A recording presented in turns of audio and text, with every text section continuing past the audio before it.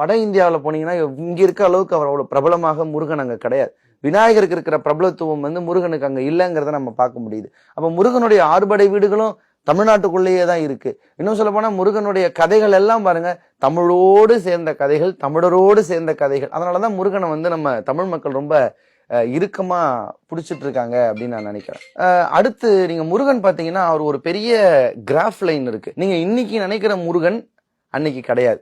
இப்ப இன்னைக்கு முருகன்னா திருச்செந்தூர் முருகனுக்கு எப்படி இருக்காருன்னு உங்களுக்கு தெரியும், பழனி முருகன் எப்படி இருக்காருன்னு தெரியும்.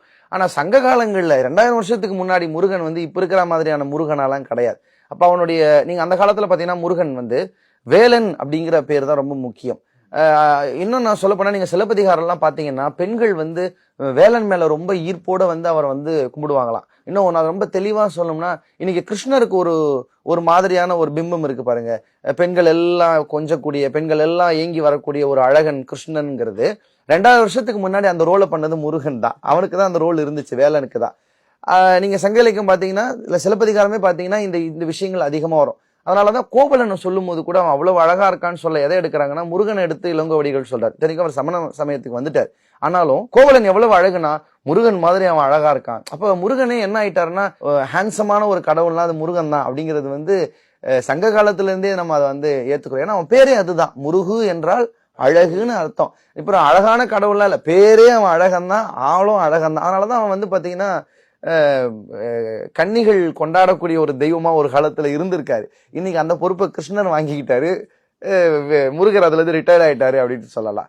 ரெண்டாவது, அப்ப முருகனுடைய வழிபாடு வேற, நீங்க இப்ப இருக்க மாதிரி கிடையாது. இப்ப நம்ம முருகனுடைய பிரசாதம் வேற. அன்னைக்கு பாத்தீங்கன்னா சங்க இலக்கியத்துல சேவலை அறுத்து அந்த ரத்தத்துல சாப்பாட்டை பிசைஞ்சு அந்த ரத்த சோறை தான் முருகனுக்கு கொடுத்து முருகனை கொண்டாடினாங்க. இது வித்தியாசம். இன்னைக்கு அப்படி ஒரு முருக வழிபாடு கிடையாது. மூணாவது ரொம்ப மாறுபடுறது, இன்னைக்கு நீங்க கிராமங்கள்ல பாத்தீங்கன்னா பேச்சி அம்மா, முத்தாலம்மா, கருப்பசாமி எல்லாம் நம்ம மேல இறங்கி ஆடுவாங்க. இதுக்கு பேரு வெறியாடுதல்னு பேரு. இதை இன்னைக்கு எப்படி கிரிட்டிசைஸ் பண்ணாலும் பண்ணிக்கோங்க. ஆனா வெறியாடுதல்ங்கிறது தெய்வமே வந்துருச்சு அப்படிங்கிறத தாண்டி அது ஒரு தமிழருடைய வாழ்வியல் நம்பிக்கை. நீங்க சங்ககாலம் தொட்டு வெறியாடுதல் இங்க இருந்த மரபு. நான் ஒரு தெய்வத்தை கும்புறேன்னா என் தெய்வம் எங்க கூட்டத்துல இருந்து ஒருத்த மேல இறங்கி எங்களுக்கு ஒரு வாக்கு சொல்லுச்சுன்னா எங்களுக்கு அது ஒரு பெரிய திருப்தி. பெருசா ஒண்ணு வாக்கு சொல்லாது, நீ கொடுத்த சாப்பாடை நான் ஏத்துக்கிறேன்டா, உன் குலம் நல்லா இருக்கும்டா, நீ நல்லா இருப்படா, அவ்வளவுதான். அது தெய்வம் சொல்லிச்சோ இல்ல அவன் சொன்னானோ, ஆனா அவன் மூலயமா தெய்வம் சொல்லிச்சோ, எனக்கு அது ஒரு சந்தோஷம். இந்த வெறியாடுதல் நம்ம கிட்ட இருந்து பாரம்பரியமான ஒண்ணு. நீங்க எல்லா இலக்கியத்திலும் அது இருக்கு. சிலப்பதிகாரம் உட்பட நீங்க பாத்தீங்கன்னா ஷாலினி மேல கொற்றவை ஆடுறத பார்க்க முடியுது. அப்ப எல்லா இடத்துலயும் இந்த வெறியாடல் உண்டு. இப்ப இன்னைக்கு இந்த வெறியாடல் நம்ம அதை எப்படி சொல்றோம்னா சாமி ஆடுறது அப்படின்னு சொல்றோம். இந்த சாமி ஆடுறதுல யாரெல்லாம் வராங்கன்னு பாத்தீங்கன்னா சிறு தெய்வங்கள்லாம் வந்துட்டாங்க. பெருந்தெய்வங்கள்லாம் இதுக்குள்ள வர்றதில்ல. நம்ம எங்கேயாவது பெருமாள் ஆடுறாரு, முருகன் ஆடுறாரு, சிவபெருமான் ஆடுறாருங்கிறது ரொம்ப கம்மி.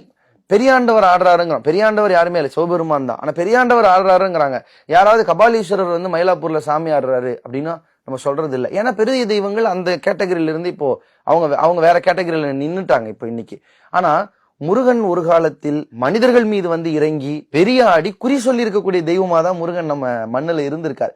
அப்ப பாருங்க, முருகன் அவ்வளவு பழைய தெய்வமாக இருந்து, அழகனாக இருந்து, பெண்கள் விரும்பக்கூடிய ஒரு தெய்வமாக இருந்து, அவன் வெறியாடக்கூடிய ஒரு சாதாரண ஒரு பாமர மக்களுக்குமான ஒரு குல தெய்வமாக இருந்து, இன்றைக்கு தமிழன் 6 படை வீடுகள்லையும் தமிழ்நாட்டை ஆட்சி செய்யற, எத்தனை ஆட்சி மாறினாலும் எங்களை பொறுத்த வரைக்கும் தமிழ்நாட்டை ஆட்சி செய்யறது முருகன் மட்டும்தான்.